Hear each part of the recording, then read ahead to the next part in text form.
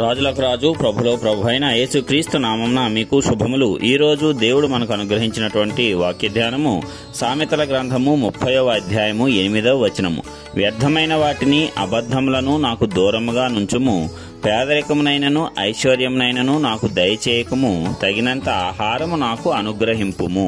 ప్రియులారా, ఈ వాక్య భాగాన్ని మనం పరిశీలించినట్లయితే చాలా ప్రాముఖ్యమైనది. వ్యర్థమైన వాటిని అబద్ధములను నాకు దూరముగా ఉంచుము. ఎందుకంటే ఈ లోకంలో మనము జీవిస్తూ ఉన్నాము. మరి అనేకమైనటువంటి పరిస్థితుల్లో బలవంతంగానైనా సరే కొన్నిసార్లు అబద్ధములు ఆడవలసినటువంటి పరిస్థితి ఏర్పడుతుంది. అవి చిన్న చిన్నవే కదా అని చెప్పి మనకు మనము సమర్థించుకుంటూ ఉంటాము. అయితే అలాంటివి కూడా మనము పలికేటువంటి అవసరం రాకుండా చేయాలి అంటే మనకు సాధ్యము కాదు, కానీ దేవునికైతే సమస్తము సాధ్యమవుతుంది. మరి వ్యర్థమైన వాటికి జోలికి మనం పోకుండా, వ్యర్థమైనటువంటి సంభాషణలో మనం పాలు పంచుకోకుండా, వితండ వాదములలో మనం పాలు పంచుకోకుండా మనలను కాపాడటానికి దేవుని యొక్క కృప మనకు అవసరము. ఎందుకంటే ఈ లోకంలో అనేకమైనటువంటి వాటి మీద మనుష్యులు ఆశను కలిగి ఉంటారు. అది మనకు దొరకనప్పుడు అనేకమైనటువంటి వ్యర్థమైన మాటలు కూడా పలకటం మనం చూస్తూ ఉంటాము. ఏదైనా ఒక కార్యము తలపెట్టినప్పుడు అది జరగకపోతే దాని గురించి అది చెడ్డదని మాట్లాడటము, లేకపోతే ఇతరులు దానిని నాకు దూరం చేశారని పలకటము, లేక నాకంత సామర్థ్యం లేదు, నాకు ఇవన్నీ కూడా జరగవు, నాకు అదృష్టం లేదు అని మనలను మనం వ్యర్థమైన మాటలతో నిందించుకోవటమా?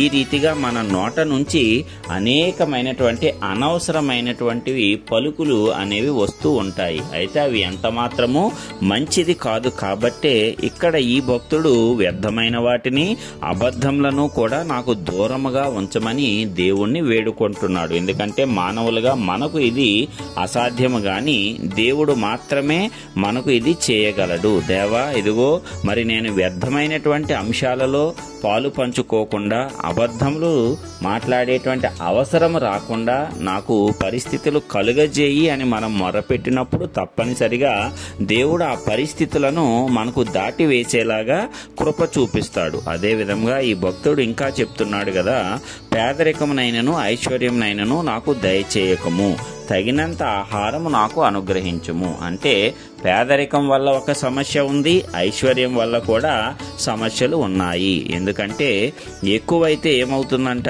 కడుపు నిండి కేవలము మనల్ని మనం హెచ్చించుకోవటమే కాకుండా చివరకు దేవుడెవరు, దేవుడి కంటే నేనే గొప్ప అనేటువంటి స్థాయికి మానవ హృదయం వెళ్ళిపోతుందంట. అందుకే ఎక్కువైన ఎడ్ల నేను కడుపు నిండిన వాడినే నిన్ను విసర్జించి దేవుడెవరని అంటానేమో అని చెప్పి నాకు అత్యధికమైన ఐశ్వర్యం కూడా వద్దు అని భక్తుడు అంటున్నాడు. అదే విధంగా లేకపోతే తినటానికి తిండి లేకుండా పేదరికం కూడా నాకు వద్దు అంటున్నాడు. ఎందుకు?